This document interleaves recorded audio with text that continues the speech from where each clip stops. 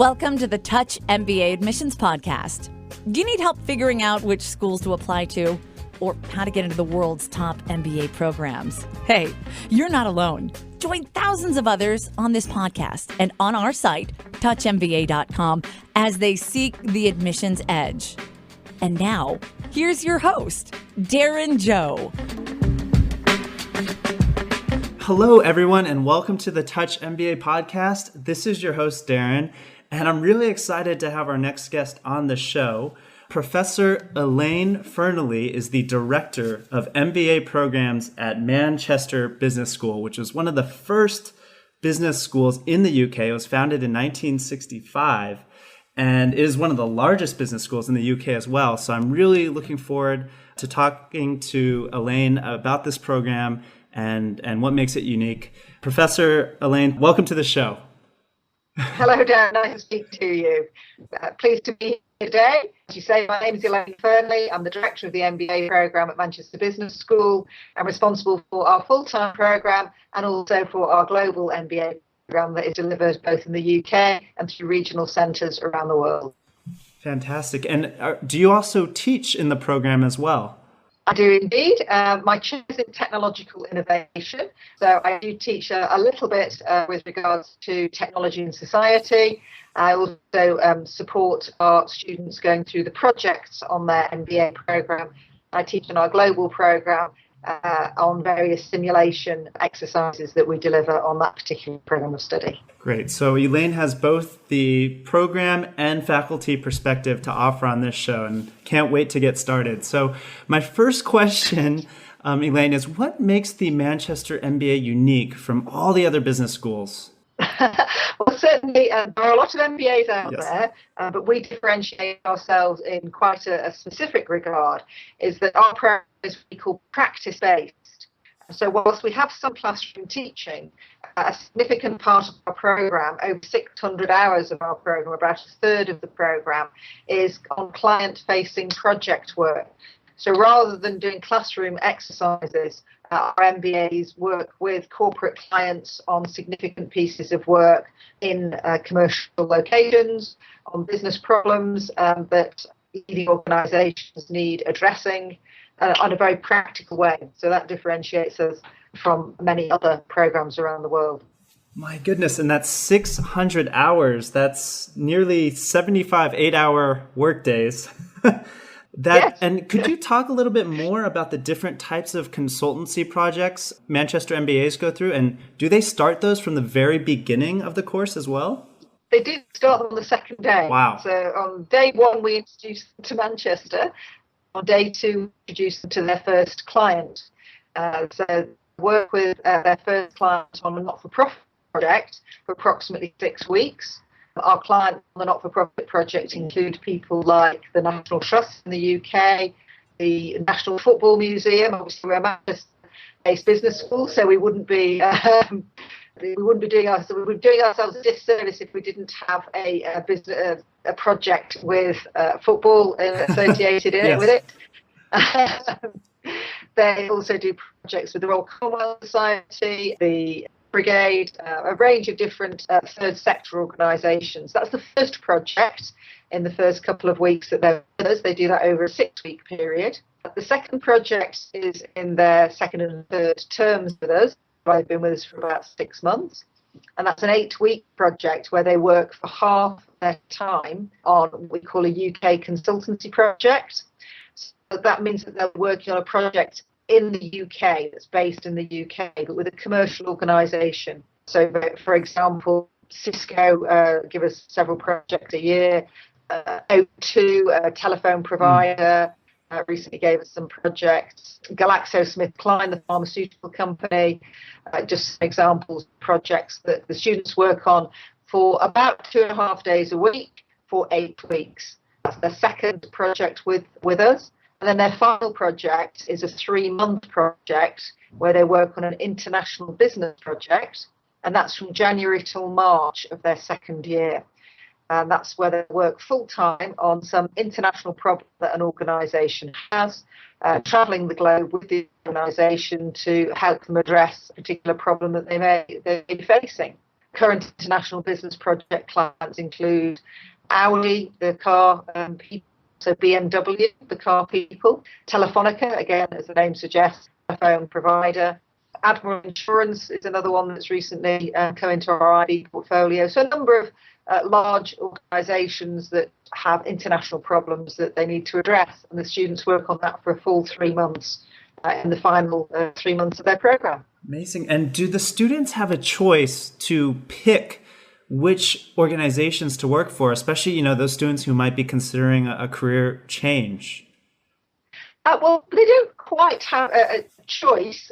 They can certainly express a preference, but the way that we allocate students to projects is, as in the real world, they bid for them. So the clients will view a variety of bids from different groups, and the clients will accept the group that I think was the most successful at the bidding stage. So as long as the students put a good bid forward, then they will get the company of their choice. Got it. And do many of these students who, do these projects for these companies end up, for example, potentially working for them after they come out of the MBA program? Of course. That's exactly why one of the particular reasons why we do it. So the UK consultancy project is timed to be just before the internship, so that many students will do their UK consultancy project, and then they will go and work on internship with the company that they did the UK consultancy project with, or with the international business project. It's at the final 3 months of their programme, and many students go from that project directly into working for their international business project client. And how do the students have time to take classes when they're, working for these organizations 3.5 days a week? So the taught program, the core courses are delivered over the first 2 terms. And then the third term is for project work, the UK consultancy project, and they also do mergers and acquisitions project. After that, they then do electives. So they can do electives or an internship, or they can do electives in their final 3 months, or in their autumn 3 months. And then the final 3 months, it's just project work. Got it. So, I would encourage you all of you listening, and I'll put a link to it in the show notes of this episode, is to see the structure of the Manchester MBA. They have a great page where you can, click on the different projects and classes and see what exactly is involved. But Elaine, is Manchester Business School particularly reputable in any discipline? Well, clearly because of the projects that we do, people therefore tend to go into the consultancy sector quite a lot, because we do encourage people to learn consultancy skills. In addition to that, our particular academic discipline is area of expertise with regards to our academic discipline is in the accounting and finance field. So we have the number 1 accounting and finance group in the country, in the UK. Therefore, we do have a specialism in that area as well. Great. And why should candidates get their MBA in Manchester and the UK in general? Okay, so first of all, I suppose I'm bound to say I'm a Mancunian. So Manchester as a city is an incredibly vibrant city. It's a great place to live and work. It's a relatively small city, but nevertheless it does have a very vibrant cultural scene and a very vibrant social scene. I'm sure you're also aware that Manchester also has a couple of football teams that some people may be familiar with. So, great place for living, great place for socialising, and a great place when it comes to sports. In addition to that aspect of the city, Manchester is also a cost-effective place to live. Okay, it's economically, it's quite a good value for money. Only 2 hours from London for people who wish to spend time in London. The UK itself is great when it comes to being able to put your network together within Europe, and obviously international hubs in both Manchester and in London, for you to be able to network out into the wider Europe and indeed the rest of the world. Yeah, and I mean, I think when most people, like I'm living in Ho Chi Minh, Vietnam right now, and when most people think of the UK that are living here, they think of London, of course. It's the center of finance and so forth. And so do your students, are there lots of recruiting opportunities in Manchester itself, or do they have to, travel to London quite a bit? No, lots of our recruiters come up from London. Great. London's 2 hours away. So the UK is actually a very small country. So whilst Manchester is in the north of England, it's actually only 2 hours away from London. So a lot of recruiters are more than happy to just pop on a train. There's a train every 20 minutes from London to Manchester. So a lot of the recruiters are quite happy to come up here. They come for the number of students that we have here. They come because they realise that our programme really does hone people's interpersonal skill set and also their ability to think how to solve very messy problems, or what we sometimes refer to as wicked problems. So the recruiters certainly come to Manchester. It's not very far from London or indeed the rest of Europe. Obviously, we have an international airport just down the road, very well connected to the rest of Europe, so it's easy to get to other parts of Europe in no time at all. In fact, it's actually quicker to get from Manchester to Amsterdam than it is to get from Manchester to London. The plane is simply 40 minutes from Manchester to Amsterdam. Wow. It's 50 minutes from Manchester to London. So very well connected. Recruiters are more than happy to come here. And of course, it also means that people, if they will, can get down to either to London or to other business hubs in Europe in a very short period of time. Yeah, and speaking of being connected, I noticed that Manchester has 6 global centers spread throughout the world. And do the MBA students get a chance to travel to these different centers to study or to work with different companies? They do. We're the largest provider of transnational MBA education in the world. Wow. So we deliver our MBA program in the UK. We also deliver it in Dubai, in Shanghai. Indeed, I'm off to Shanghai this afternoon to see our students over there over the course of the next week or so. Yeah. Singapore, a centre in Singapore for over 20 years. Also Hong Kong, we've had a centre there for over 20 years. And more recently, we've developed centres in Miami in America and also in Sao Paulo in Brazil. So students who come on our program, yes, they get the opportunity to take their MBA education through one of the centres as well as through Manchester. Fantastic. And so maybe we can turn our attention now to the admissions process. And one particular question I had is, I saw that Manchester places a really strong emphasis on soft skills. And so I was wondering how you evaluate those and well, I guess first what you're looking for and then how you evaluate those qualities.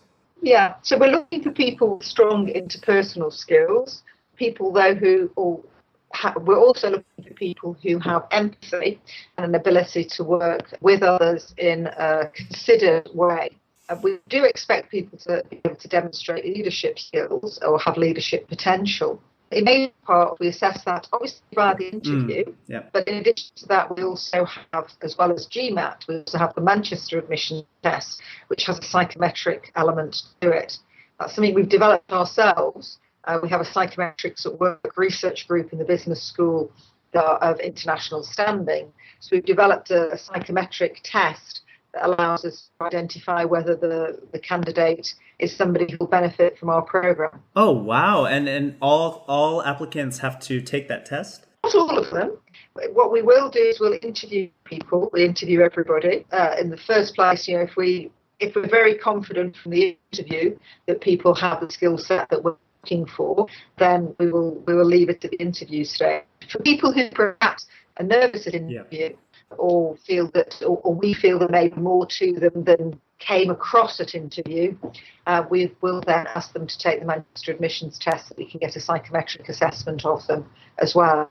I do realise that interviews can be particularly challenging at times for people, so that's why we also include the psychometric assessment for some candidates. Oh, wow, that is fascinating. I mean, I guess that would have to be another podcast episode, but I'd love to talk more about that that test. I mean, maybe those sort of tests might replace the current sort of, interviews and application process elements that currently stand.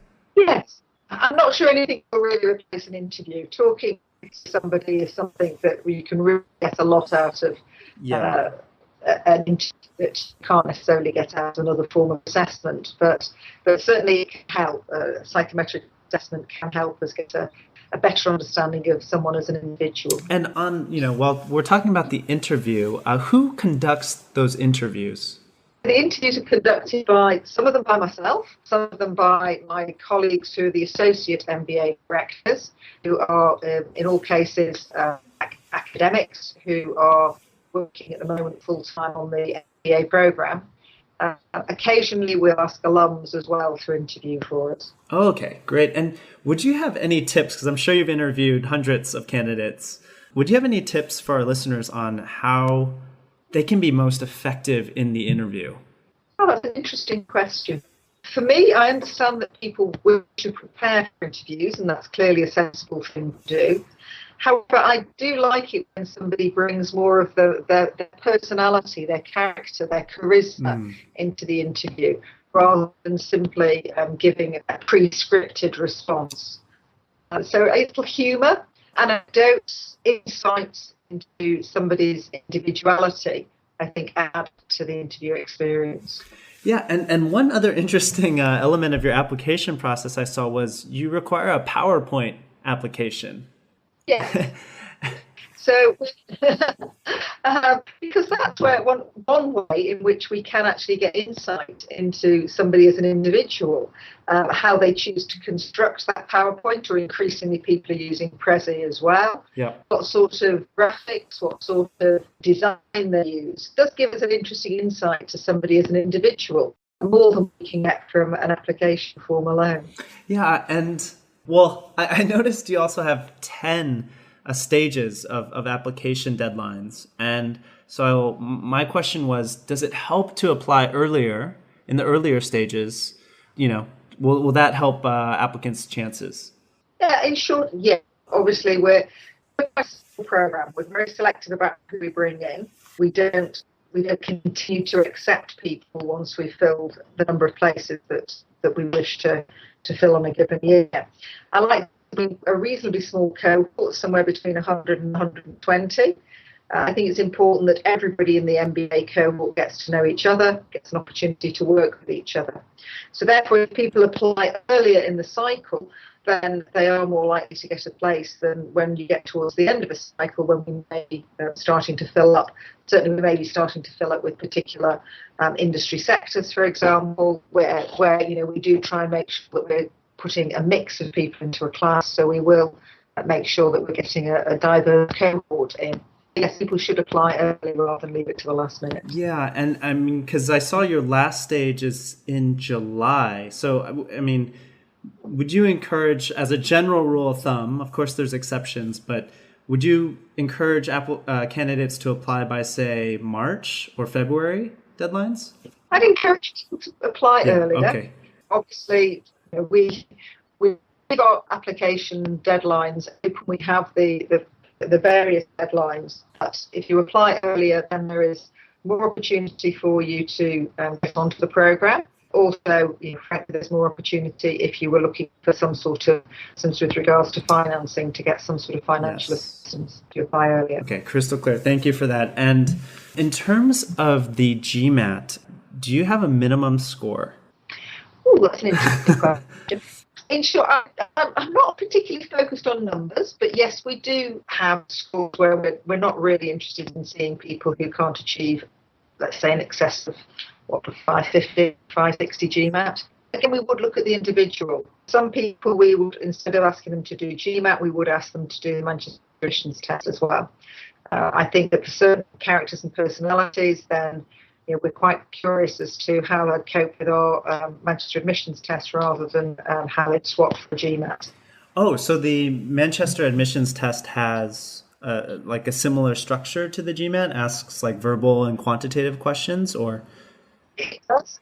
So it has a psychometric element, which the GMAT doesn't. Yes. In addition to that, it has a numerical section. It also has an essay section to it as well. See, and so for those candidates who say, score in the 600s or high 500s or lower 600s, and maybe say their quant score is quite low, but they can't seem to improve that score, and they want to show that they have the academic aptitude to get through those hard courses that you offer. What would you suggest they do to show that, or can they? First of all, if somebody struggles first time around with the quants on GMAT, then I would encourage them to take it again, obviously. Often it's just a case of people, being out of practice rather than not having the ability. So I would always encourage people to take GMAT again if they've got a poor score first time around. For us, if people are struggling with the quants, if we think they're an outstanding candidate and they do well in our MAT test, or they've done well in other aspects of the GMAT, and then we may still consider them. If they're the character and personality type that we're looking for, then we may still consider them. We would probably ask them to do a pre-MBA quants course before they actually joined us. Great. And what 3 things can applicants do to improve their chances of admissions? I think, first of all, spending real time personalising the essays that they write for our specific school. It's very obvious when people are regurgitating essays that they've written for other schools. I have to admit that it's at least once a year that we spot people having put the wrong business school into their essay, which I find quite interesting. So personalising the essays that they write, tailoring the essays that they write for my particular school. I'm looking for a particular type of individual who would benefit from our programme of studies. Refer to why they should come to Manchester Business School, specifically in any essays that they're writing. That would be the first thing that I would say. Secondly, I would say speak to our alums. Our alums are more than happy to talk to prospective students about our programme. And speaking to our alums will give them an opportunity to decide whether the Manchester Business School is for them. It will also give the alums an opportunity to lobby for particular applicants who they think would suit Manchester Business School. So speak to alums, I think, is important. And then finally, I think to improve chances of admissions, really spend time thinking about the interview before you actually engage with the interview itself. Spend time thinking about how you're going to present yourself at interview, what you want to discuss at interview. Rather than scripted responses, really consider about what aspects of your character and personality you would wish to get over in the interview. Make sure that you're really going to talk about strengths at some stage during the interview process. That's fantastic advice. And as a former admissions officer myself, I found it quite infuriating, actually, when I got essays with other schools' names in those essays. So I can, that's a real kind of alarm bell. But you mentioned that you're really looking for a certain set of personal qualities. Can you elaborate on those qualities? Yes, we're looking for people who have got good interpersonal skills. We're looking for people who have got something that makes them what I would sometimes refer to as a character. Somebody who's got something that differentiates themselves. Okay, so that might be that they may be a sporting character, somebody who really enjoys rising to the challenge of competitive sport, can often excel in an MBA program as well. That desire to really win is something. It may be that they have a passion for giving back, that they are involved in charitable activity, third sector organisation activity. So that demonstrates a willingness to help your fellow human. So that collegiality might come across with that particular characteristic. Just something that makes people stand out from a crowd, I suppose, differentiate themselves in some sort of a way. Got it. And if we can now talk about financing the Manchester MBA, could you let us know what percentage of your class gets scholarships and what your average scholarship amounts are? Oh, okay. So percentage of class that get scholarships, I would say about 50% of the class gets some sort of scholarship or other. The average scholarship amount, well, that's difficult to generalise. We have full scholarships available for outstanding candidates. We also have specialist scholarships, for example, for women leading in business, for entrepreneurs, for people who've got a particular expertise in service industry or in marketing. Those scholarships tend to be ranging from the sort of £8,000 region up to the £20,000 region. Yes. So they do vary. We have some particular scholarships that are funded by our alums, which again, they vary in amount from maybe £15,000 up to full scholarships. Some of our alums offer full scholarships. Right. So it varies. I can't really say an average. Okay, yeah, and I'll be sure to link to your scholarship page so our listeners can see those. And would you have any advice there in terms of how they can improve their chances of winning one of those scholarships? Yeah, we do ask people to complete extra paperwork if they want to apply for a scholarship. Clearly take time over that submission is one of the things that I would suggest. We also offer the opportunity to come to scholarship assessment days for some scholarships. Obviously, that's tricky for people to do if they're from far away, if they've got a lot of travel. But we would also encourage people, if they can't come face-to-face to scholarship assessment day, then we can assess online. To improve their chances, really spend time thinking about why they should be eligible for that particular scholarship. Okay, so most of our scholarships tend to be themed. So if it is for a themed scholarship, then really emphasising why that particular scholarship is something that we should give to that individual. Got it. And in terms of loans, can international students, get loans in the UK? In short, the answer is no. Yes. So unfortunately, there aren't loans available in the UK for international students. Okay, so be sure to check with your banks in your home country then before coming to Manchester. Yeah. Okay, great. And in terms of careers, I mean, I find the practical situation-based learning that you mentioned so interesting, and that you guys start that from day one or day two. Day two, not day one, day two. But aside from, the relationships that your students can form in those consulting projects, does Manchester have any other, unique recruiting opportunities and relationships with finance? A lot, yeah. We do have very good working relationships with a number of recruiters. The key recruiters for us in terms of the finance sector, for example, is American Express, Citigroup, Credit Suisse takes students from us every year. In addition to that, Goldman Sachs have taken a number of students from us recently, and also Santander, for example. They're some of the recruiters that are recruiting quite heavily from us at the moment. Looking at other sectors, if we were looking at consulting, BT Kearney, Ernst & Young, who else have been recruiting? McKinsey have been recruiting from us recently as well. Some other recruiters that have been recruiting from us in the last 18 months or so include Amazon, the Admiral Group Insurance Company, British Petroleum, the British Telephone people, Capgemini, I think who else, and pharmaceuticals, Eli Lilly, also GlaxoSmithKline and Johnson & Johnson taking students from us. So a number of different organisations recruiting from us at the moment. Yeah, and I guess, because you see, a candidate apply with an application, and then you see them admitted as students, and then you see them as alumni working for some of these companies you mentioned. What advice would you give to someone who is just about to start the Manchester MBA on how he or she could really maximize his or her opportunities to find that ideal post-MBA position? Oh, I think when someone's first joining an MBA, they need to keep an open mind about what their future career may look like.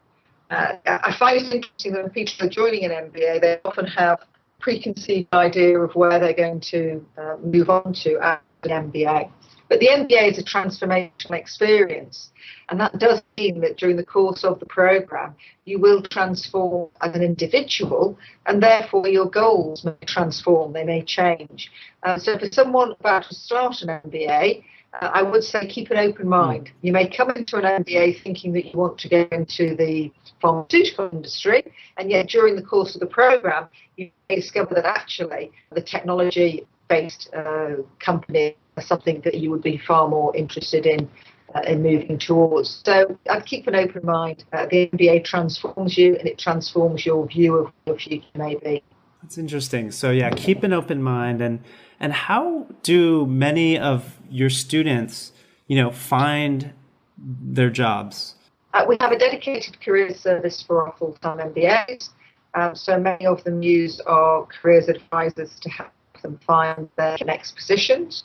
In addition to that, some of them use not only our dedicated careers service in the UK, but also because of our global centres, many of our students use our centres overseas where we have careers advisors to access overseas markets, further their careers in other geographical locations. Interesting. And in terms of the visa process for international MBAs, I noticed a lot of your students stay, I think it was around 50%, stay in the UK to work. Yes.